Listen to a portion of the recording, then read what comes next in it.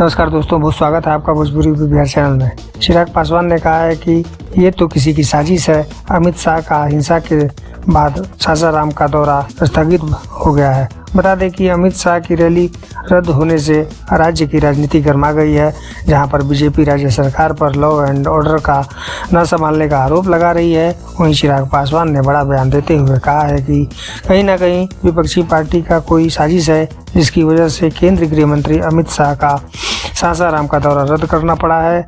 बता दें कि वहीं मुख्यमंत्री नीतीश कुमार ने साफ कहा है कि बिहार में आने वाले हर नेता को पूरी सुरक्षा जिम्मेदारी के साथ देते हैं। अमित शाह की रैली किसी और कारण से रद्द हुई होगी, हम लोग हर बात का ध्यान रखते हैं।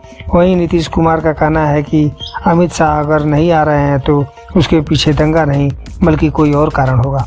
लेकिन जमुई के सांसद और एलजेपी के राष्ट्रीय अध्यक्ष चिराग पासवान ने कहा है कि कहीं न कहीं विपक्षी पार्टी का साजिश है कि अमित शाह बिहार का दौरा नहीं कर पा रहे हैं, क्योंकि महागठबंधन की सरकार अमित शाह से डरी हुई है, जिसके अमित शाह का बिहार का दौरा हो सके ताकि उनका वोट कम हो जाए।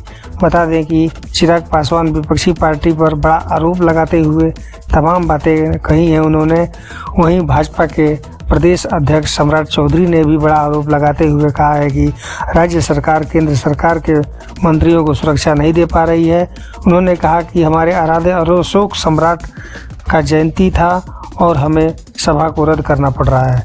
वहीं बता दें कि इस समय का सबसे बड़ा खबर है कि सासाराम का अमित शाह के सभा को रद्द करना पड़ रहा है, क्योंकि हिंसा और आगजनी के कारण से सभा को रद्द कर दिया गया है। चिराग पासवान ने नीतीश कुमार की सरकार पर बड़ा आरोप लगाते हुए ये तमाम बातें कही हैं।